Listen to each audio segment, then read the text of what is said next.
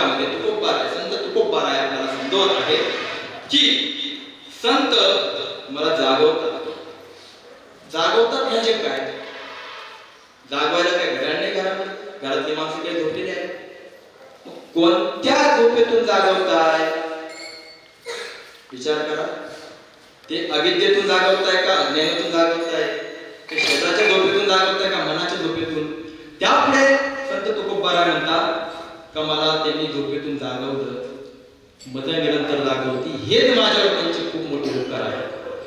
तर मग आता मला प्रश्न पडला आहे, ते म्हणतात का काय द्यावे त्यांचे व्हावे उत्तर आहे. मी त्यांना असं काय देऊ? अहो अक्षरशः आपण म्हणतो ना माझ्या चांबड्याचे जोडे केले तरी पान फिटणार नाही हो. ते म्हणतात ठेविता पायी जीव थोडा. माझ्या ज्याने त्यांच्या चरणात जीव जरी अर्पण केला माझा तरी त्यांचे पान फिटणार नाही. त्यापुढे ते म्हणतात काय उपकार करतात अजून माझ्यावर? सहज बोलणी हितोपदेश, अतिशय सहज हितोपदेश करतात. करुणी सहाय्यास शिकविती आणि मला प्रयत्नपूर्वक शिकवतात.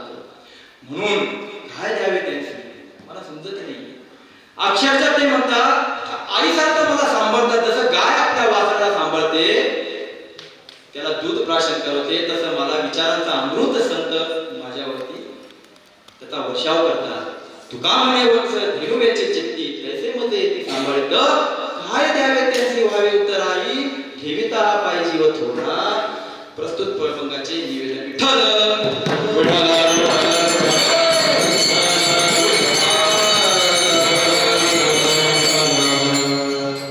संत तुकोबाराय म्हणतात काय सांगू आता संतांचे उपकार.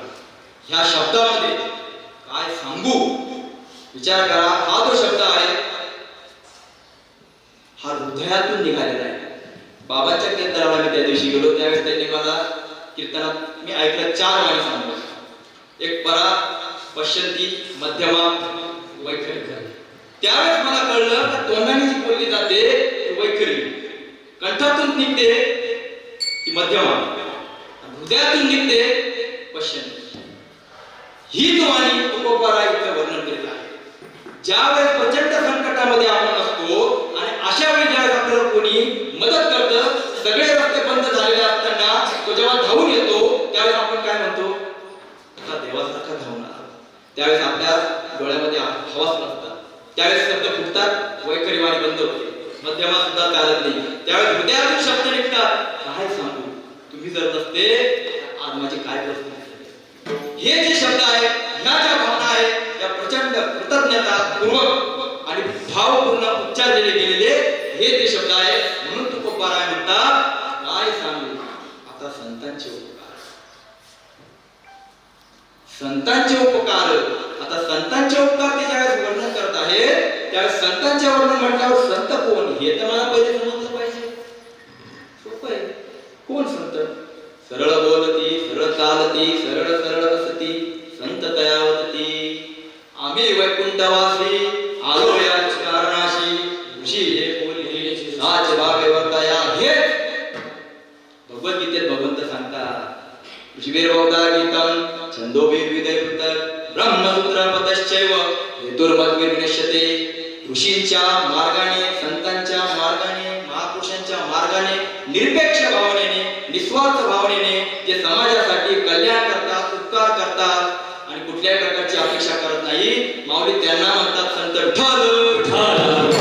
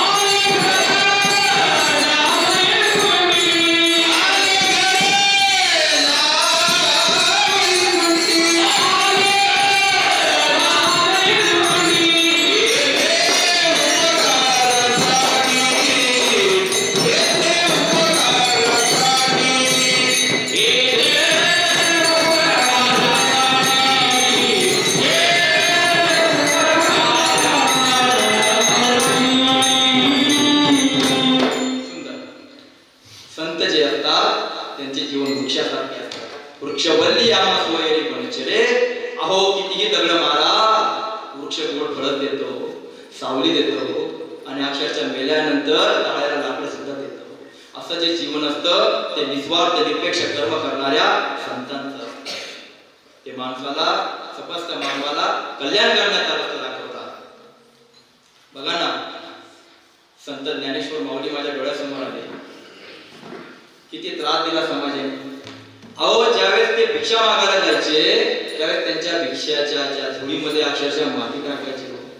अहो, रस्त्यावर जाताना कुत्रमाग लावायचे आणि दरवाजामध्ये जेव्हा भिक्षांदेही म्हणायचे ना त्यावेळेस त्याला सांगायचे, थांबा देतो भिक्षा. 2-2 तास त्या पोरांना, त्या माऊलींना तात्काळ उभे ठेवायचे. हो, विचार करा किती त्यांच्या संयमाची पराकाष्ठा पाहिली. तरी सुद्धा एक अपशब्द सुद्धा या संतांनी समाजाविरुद्ध काढला. संत तुकोबाराय असतील, संत एकनाथ महाराज असतील, संत नामदेव महाराज असतील, या प्रत्येक संतांना काय कमी त्रास दिलाय? तरी सुद्धा कोणत्याही संतांनी कोणत्याही व्यक्तीला कधी शाप दिला नाही. त्यांचे जीवन भगवद्गीतेतील 12व्या अध्यायामध्ये समजवल्याप्रमाणे असतं. समाशत्रोचे मित्रचे तथा मानव शीतोष्ण सुख दुःखेषु समसंगा विवर्जिता द्वैतनिंदा तुतिर्मौनी संतुष्ट येणे केल्याची अनेक येतात निर्मतीर भक्तिमान में प्रियवणारा. अहो, त्यांना गाढवावर बसू द्या, नेतबरसरीमध्ये बसू द्या, त्यांना मान द्या किंवा अपमान द्या, त्यांना स्तुती करा, नित्यनिंदा करा, त्यांच्या डोक्यात एकच, कुठल्याही प्रकारचा त्यांच्या डोक्यामध्ये कोणाविषयी राग नाही. ठेविले अनंते तैसेची राहावे, चित्ती असू द्यावे समाधान. त्यांच्या डोक्यामध्ये 24 तास फक्त भगवंत आणि भगवंत, कुठल्याही प्रकारचा स्वार्थ नाही, कुठल्याही प्रकारचा भोग नाही. असे जे संत, त्यांच्या डोक्यात एकच गोष्ट, कोणती? विठ्ठल माझा माझा माझा विठ्ठल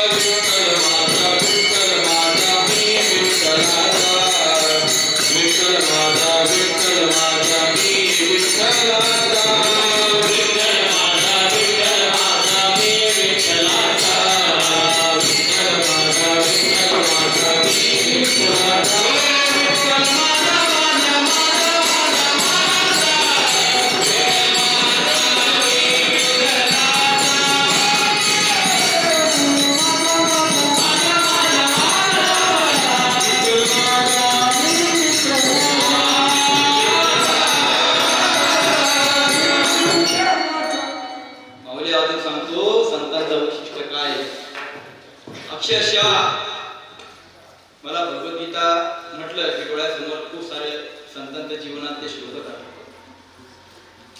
12व्या अध्यायामध्ये भगवान सांगताय, दुःखेषु उद्विग्नमना सुखेषु व्यतस्परा वीतराग भयक्रोधाः स्थितते मुच्यते.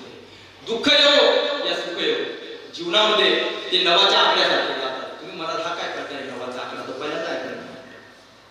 अहो, नवाची बेरीज करा, गुणाकार करून किती येते? 9 × 9. मी डायरेक्ट उत्तर देतो. 9×5 = 45, 4×5 = 9. 9 × 9 = 86, 9. 9 × 9 = 9 0. सगळीकडे 9 आले. संतांचे जीवन हे नवासारखं असतं. जीवनामध्ये दुःख येऊ तरी देवाबद्दल भक्ती वाढली, सुख येऊ प्रचंड तरी भक्ती कुठं कमी नाही. आपण सुखाला व्यवस्था लावत बसतो. आता 2 गाड्यांच्या 4 झाल्या, 2 बंगल्याचे 5